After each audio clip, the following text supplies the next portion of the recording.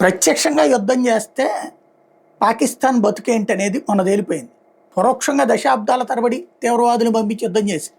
ప్రతిసారి కేకులు కట్ చేసుకుంది, మన పహల్గామ్లో చేసినటువంటి తరహాలో అట్లాంటిది చేసుకుంటుంది. కానీ ప్రత్యక్ష యుద్ధంలో 3 గంటల్లో మోకాళ్ళ మీద కూర్చోబెట్టాం. 3 రోజులు తిరిగేటప్పటికి శరణ వేడుకునే పరిస్థితి సృష్టించాం. ఒకప్పుడు 6 రోజులు యుద్ధం జరిగితే మనం 3 రోజుల్లోనే ముగించాం. ఇది దమ్మంటే, భారతదేశపు దమ్మంటే. ఇవాళ రోజున అమెరికా పరిస్థితి ఏంటి? ఇన్నేళ్ల యుద్ధంలో క్యూబాని దెబ్బకొట్టింది, కానీ క్యూబా దర్జాగా బతుకుతుంది. వియత్నాంని దెబ్బకొట్టింది, కానీ దర్జాగా బతుకుతుంది.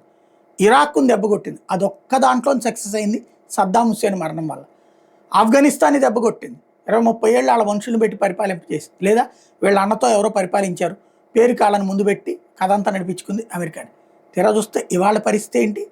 మళ్ళీ తాలిబాన్ల చేతికి అప్పచెప్పింది. ఇవాళ రోజున అమెరికా మాట నీటి మూటగా మారుతోంది.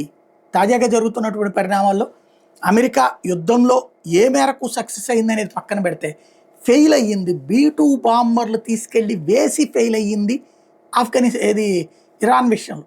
అణుస్థావరాల మీద ధ్వంసం చేసిన అడుగున యాక్టివిటీ నడుస్తోంది. దానికి సాక్ష్యం రేడియేషన్ ఎఫెక్ట్ టచ్ కాకపోవడమే.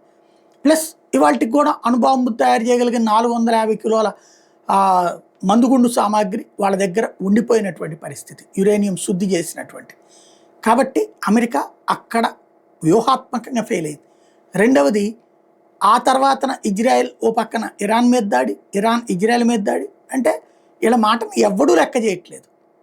ఓవరాల్గా అమెరికా తన పెద్దన్న పాత్ర ఇక పక్కకి పోతుందన్న నిజం గ్రహించాల్సి ఉంది.